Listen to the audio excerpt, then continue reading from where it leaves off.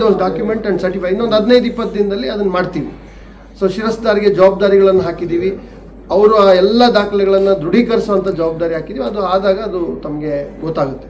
So 4ನೇದು 3 ವಿಷಯ ಹೇಳಿದ್ದೀನಿ. 4ನೇದು ಇನ್ನೂ ಅನೇಕ ಜನ 53-57 ಅರ್ಜಿಗಳನ್ನು ಹಾಕಿ ಮಂಜೂರಾತಿಗಾಗಿ ಕಾಯ್ತಾ ಇದ್ದಾರೆ. ಸಾಗುವಳಿ ಚೀಟಿಗಳ ಮಂಜೂರಾತಿಗಾಗಿ ಕಾಯ್ತಾ ಇದ್ದಾರೆ. ಅವೆಲ್ಲವನ್ನು ಕೂಡ ಸಕ್ರಮೀಕರಣ ಸಮಿತಿ ಮಾನ್ಯ ಶಾಸಕರುಗಳು ಆಯಾ ತಾಲೂಕಿನ ಅಧ್ಯಕ್ಷರುಗಳಾಗಿರ್ತಾರೆ. ಇನ್ನೂ 2 ತಾಲೂಕುಗಳಲ್ಲಿ ಆ ಸಮಿತಿಗಳು ಫಾರ್ಮೇಷನ್ ಆಗಬೇಕು. ಉಳಿದ 3 ವಿಧಾನಸಭಾ ಕ್ಷೇತ್ರಗಳ ವ್ಯಾಪ್ತಿನಲ್ಲಿ ಆ ಕಮಿಟಿಗಳಿಗಾಗಲೇ ಆಗಿದೆ. ಆಗಿರೋ ಕಡೆ ಅವುಗಳಿಗೆ ವೇಗವನ್ನು ಕೊಟ್ಟು ನಗರ ಪಟ್ಟಣ ಪ್ರದೇಶದ ಸೀಮಿತ ವ್ಯಾಪ್ತಿಯ ಒಳಗಡೆ ಇದ್ದರೆ ಮಂಜೂರಿನೇ ಮಾಡೋಕ್ಕೆ ಬರೋದಿಲ್ಲ.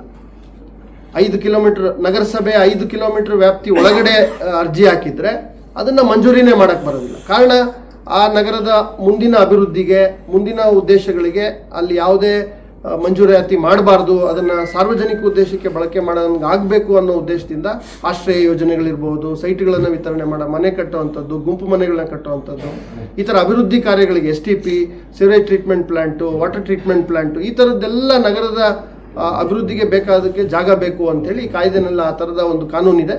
ಸೊ ಆ ಎಲ್ಲ ಅರ್ಜಿಗಳನ್ನು ವಿಲೇ ಮಾಡುವಂಥದ್ದು, ಅವುಗಳಿಂದ ನಗರಾಭಿವೃದ್ಧಿಗೆ ಬೇಕಾದಂಥ ಭೂಮಿಯನ್ನು ಮಾಡ್ಕೊಳ್ಳೋವಂಥದ್ದು, ಜೊತೆಗೆ ಅದಕ್ಕಿಂತ ಮುಖ್ಯವಾಗಿ ಅರ್ಹರಿಗೆ ಮಂಜೂರು ಮಾಡಿಸುವಂಥದ್ದು, ಆ ಎಲ್ಲ ಪ್ರಕ್ರಿಯೆಗಳನ್ನು ಕೂಡ ನಾವು ಚಾಲನೆ ಕೊಡ್ತೀವಿ. ಅದನ್ನು ಕೂಡ ಸಮಗ್ರವಾಗಿ ಮೇಲುಸ್ತುವಾರಿಯನ್ನು ಮಾಡ್ತೇವೆ. 5ನೇದು ಅತಿ ದೊಡ್ಡ ಜವಾಬ್ದಾರಿ. ಸುಮಾರು 2 ಲಕ್ಷ ಖಾತೆದಾರರು ಮರಣ ಹೊಂದಿದ್ದಾರೆ. ಇನ್ನು ಅವರ ಹೆಸರಲ್ಲೇ ನಮ್ಮ RTCಗಳು ಬರ್ತಾ ಇದ್ದಾರೆ. ಇದು ಈ ಪೌತಿ ಖಾತೆ ಅಂತ ಕರಿತೀವಿ. ಎಲ್ಲರೂ ಕೂಡ ಆಯಾ ಕುಟುಂಬದಲ್ಲಿ ಹಿರಿಯರ ಹೆಸರಲ್ಲಿ ಆಸ್ತಿ ಇರುತ್ತೆ, ಭಾಗ ಮಾಡಿಕೊಳ್ಬೇಕು. ಅದಕ್ಕೆ ಪೂರಕ ದಾಖಲೆಗಳನ್ನು ಮಾಡಿಕೊಂಡು ಅವರು ಕಂದಾಯ ಇಲಾಖೆಗೆ ಭೇಟಿ ಮಾಡಿ, ತಂದೆ ಹೆಸರಲ್ಲಿದೆ, 3 ಜನ ಅಣ್ಣ ತಮ್ಮಂದಿರಿದ್ದಾರೆ ಅಂದರೆ ಅವರು ನ್ಯಾಯಯುತವಾದಂಥ ಒಂದು ವಿಭಾಗ ಪತ್ರವನ್ನು, ರಿಜಿಸ್ಟರ್ಡ್ ವಿಭಾಗ ಪತ್ರವನ್ನು ಮಾಡಿದ್ರೆ ಸ್ವಾಭಾವಿಕವಾಗಿ ಅವರ ಹೆಸರಿಗೆ, ಅವರವರ ಪಾಲಿಗೆ ಪೂರಕವಾಗಿ ಅವರಿಗೆ ಆಸ್ತಿಗಳು ಅವರ ಹೆಸರಿಗೆ ಬರ್ತದೆ. ಸೊ ಈ ಪ್ರಕ್ರಿಯೆ ಜನಸಾಮಾನ್ಯರು ನಮ್ಮ ಜೊತೆ ಕೈ ಜೋಡಿಸ್ಬೇಕು, ಇಲಾಖೆ ಜೊತೆ. ಇಲಾಖೆನೂ ಕೂಡ ಯಾರ್ಯಾರು ಪೌತಿ ಖಾತೆ ಬಾಕಿ ಇದ್ದಾರೆ ಅವರಿಗೆ ನೋಟಿಸನ್ನು ಕೊಡುವಂಥದ್ದು. ನೋಡಿ, ನಿಮ್ಮ ತಂದೆ ಹೆಸರಲ್ಲಿದೆ, ನೀವು ಇದನ್ನು ಮಾಡ್ಕೊಳ್ಳಿ ಅಂತೇಳಿ. ಯಾರು ಬದುಕಿದ್ದಾರೆ, ಯಾರು ಅವರ ಲೀಗಲ್ ಹೇರ್ಸ್ ಇದ್ದಾರೆ, ಅವರೆಲ್ಲರಿಗೂ ಕೂಡ ತಿಳುವಳಿಕೆ ಪತ್ರಗಳನ್ನು ಕೊಡುವಂಥದ್ದು. ಈ ಮೂಲಕ ಒಂದು ರಚನಾತ್ಮಕವಾಗಿ ಅವ್ರಿಗೆ ಆ ಒಂದು ಪೌತಿ ಖಾತೆ ಆಂದೋಲನದ ಮೂಲಕ ಮಾಡುವಂಥ ಕೆಲಸಕ್ಕೂ ಕೂಡ ಅದು ಕೂಡ ಪ್ರಾರಂಭ ಈಗಾಗಲೇ ನಡೀತಾ ಇದೆ.